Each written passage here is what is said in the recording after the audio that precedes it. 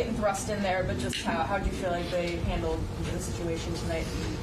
I think very good, right? I think they, the main thing, would they get 8 threes between them? And man, they had to have a handful between them go in and out too, right? So I think that's always, I think, a sign of somebody that's a good shooter when it's online, and it's most of them look like they're going to go in. But I just like their just overall feel and of the game, and I thought it looked like they understood a lot of just basketball IQ on the offensive end for sure. I'll look at the tape and check out the defensive end. I thought they competed, so pretty good first night out, really, considering. So what's kind of the next step for them as you guys have obviously a back-to-back tomorrow, just as they try to continue to get caught up as much as possible? Won't be much of a chance to get caught up, but again, I think that often this is, you see this in a game like this where you got a bunch of new guys that have never played together before for a second. Looks really, really like shaky at times, like first half, like everybody's all over the place. And then some of that chemistry and communication starts to grow a little bit, and by the end of the game, they start developing a little bit of chemistry, at the defensive end especially.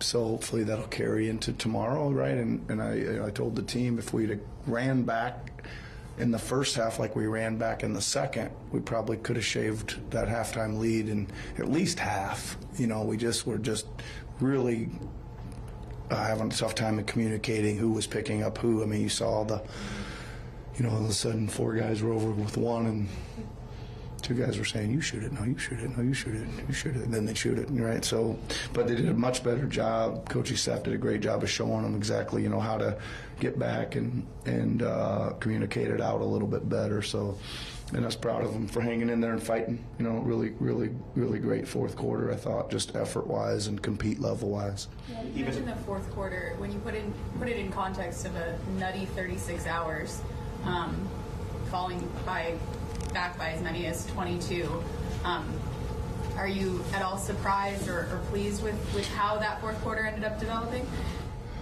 You know what? I thought we had a chance to certainly get back in the game, just because, again, I thought we were really doing a good job of generating some wide open looks on 3, and a bunch of them went in and out. I just figured that the law of averages, we'd probably make some. I don't know what it ended up, but let me just check real quick here. I think we were 4 of 20 at the half, right? And we ended up 15 so we made 11 in the second, and it probably feels like we should have. From the first half, we probably should have ended up with 7 or 8 or 9 in the first half too. So I figured that we had a chance just because of the shots we were generating. We had some guys that looked like they could make them and things like that. So,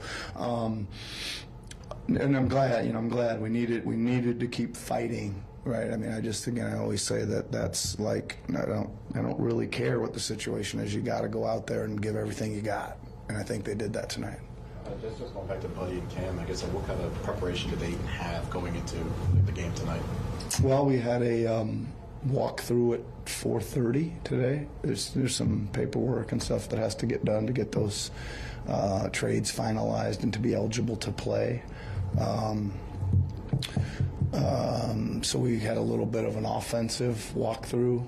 I talked a little bit about that pregame, and then just then we had our normal scout prep for some sets and coverages and stuff. Yeah. Realistically, when they're that fresh and it's such things happening so fast, how many of your actions can you actually install with those new guys in a walkthrough? I think we put in 3 or 4, maybe 3. But they did. I tell you what, they did a great job of. We ran a bunch of stuff off the board, and that. I got to go look, but it netted good shots. I'm not quite sure what it netted exactly, points per possession, but they executed pretty well on that kind of stuff too. Yeah. You took 45 threes tonight. I think that might have been your second most of the season. It's awesome, isn't it? But with Buddy, obviously Buddy takes a lot. He took 12. But how much does just his presence also just help generate more for others? Well, I'm not sure on that second part of that yet, but I do know that you feel like, you feel like a good portion of times down, you can get an open three with him on the floor, right? And I would imagine, Kelly, Tobias, those guys got some driving lanes tonight because they're pressing out, so far on him. I imagine it probably helps spacing for other things. But you also feel like, when you're coming down in transition, heard me over there tonight, I'm like, find him in transition. Like somebody hit the paint and find him, because you feel like, if it hits his hands, he's got a chance to make it. He only goes 4 for 12 tonight, but I bet you 4 of those went in and out, if not more. He missed one really badly at the end of the shot clock. Other than that, everything looked online and good. One of those actions that kind of look like you guys trying to solve, but he's like the Spain stack pick and roll where he's the back screener. Yeah.